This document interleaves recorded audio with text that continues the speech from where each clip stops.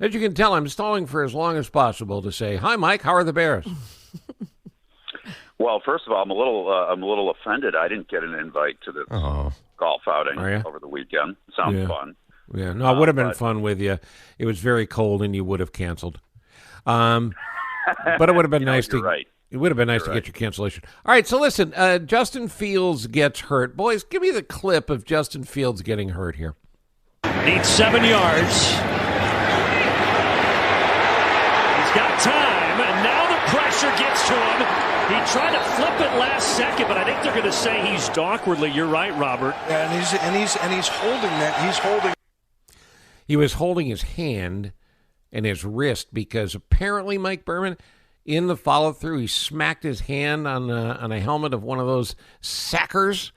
Is that what happened?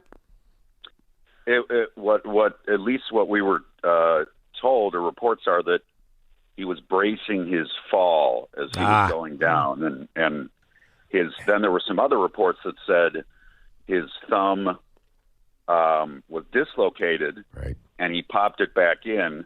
So X-rays on the hand, negative yesterday, but they'll know more with the MRI today. That'll obviously be a little more telling if there's any damage with that thumb popping out. So major question mark here going forward if Justin Fields is going to be able to be back on the field anytime soon, or if it's the Tyson Bagent show.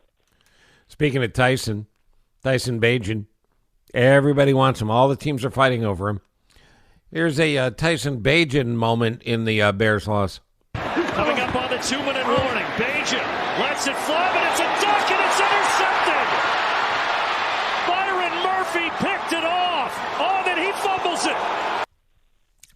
Turns out that was the end of things for the Bears, and they couldn't pull off a win over the Vikings, who are not good. And the Bears have a solid lock on last place in the North. I didn't see or care to try to listen to the coach after the game. Did he have anything he would say that would give Bears fans any reason to hope? No. Next.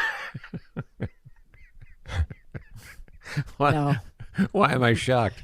Hey, by the way, speaking of a coach post-game press conference, 17 years ago today, the late great Denny Green went with the Bears are who we thought they were, and that is so appropriate because nothing felt right about coming on this show last week and talking about a win. It just felt wrong. Yeah. But the Bears are who we thought they are. The earth is back spinning appropriately on its axis after a loss. That was 17 years ago? That's crazy. That was the 06 season. I remember. One of the rare good Bears seasons. The Bears are who we thought they were. Thank you, Coach. Thank you. There you go. Can I just say, speaking of coaches, and you brought it up, Steve, did he have anything good to say? Coach Flus is winless against the NFC North. Well, that's problematic because that's your division. Well, not only is he winless, the Bears have lost 11 in a row within the division, which is like how they've. I mean, the Lions are now good, which is bizarro world, but they're legitimately good. They're very good. How do you not beat the Lions at some point?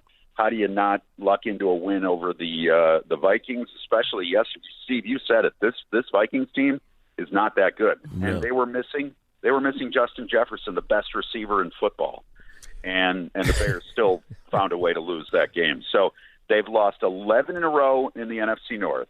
They've lost 10 in a row at home, and I don't know any other bad streaks, but I'm sure there's one of them out there if we looked into it. Well, I can tell you right now, we got them right where we want them in the NFC. There's plenty of time left to catch the 49ers. At the end of the game yesterday, automatic Jake Moody, this is the kid who was flawless, perfect going into the game as a kicker. He's got a 41-yarder now. In the old days, when I was a child, a 41-yarder was never automatic. 50-yarders are automatic now with the kickers the way they are today. Yeah. And the 41-yarder didn't go so well, and the 49ers end up losing to the Browns. Here's that clip. Now it's up to Moody to finish it. From 41. Moody. So you hear those footsteps, Niners? That's the Bears coming. And hey, Brock Purdy is apparently not perfect. He's human. He's human. His first regular season loss. We were talking about him last week. His first regular season loss. He'd won 10. His first 10 starts in the regular season, and the Niners had won 15 straight in the regular season. And yeah, you're right, Steve. These days, where kickers nail 60-yarders like it's nothing, to miss from 41 is pretty shocking. And you know what's really funny is the guy who the Bears dumped, and I don't fault them at all for doing it because he was bad in the preseason. P.J. Walker was stepping in for Deshaun Watson on the Browns, and so P.J. Walker was the backup who led the Browns to this upset win. Just another little nugget. Yep. To get back to the quarterback thing, Justin Fields is a legitimate NFL quarterback. One guy. Doesn't mean he's a star. Doesn't mean he's going to be able to continue to be a star, but he is going to be throughout his career, whether it lasts another week or another 10 years. He will always be prone to injury because of the way he plays. And also the fact that the Bears forgot to hire any linemen. So because of that, you have to have a backup quarterback. And year after year after year after year, I talk in the offseason about the Bears finding a legitimate NFL caliber backup. Why I'm surprised that they've never done that when they haven't been able to find a starting quarterback after Sid Luckman until maybe now. I don't know why, but I'm still surprised that we are stuck with the likes of Tyson Bagent. I don't even know the young man's name, and I'm sure he's a fine human being. I'm sure he likes puppies and his grandmother, but he's clearly not the answer, and yet the Bears continue to miss the memo. It's just amazing to me. Well, first of all, it is Bagent. And second of all, I'm sure he does love puppies. And third of all, do you know how many bad starting quarterbacks there are in the NFL?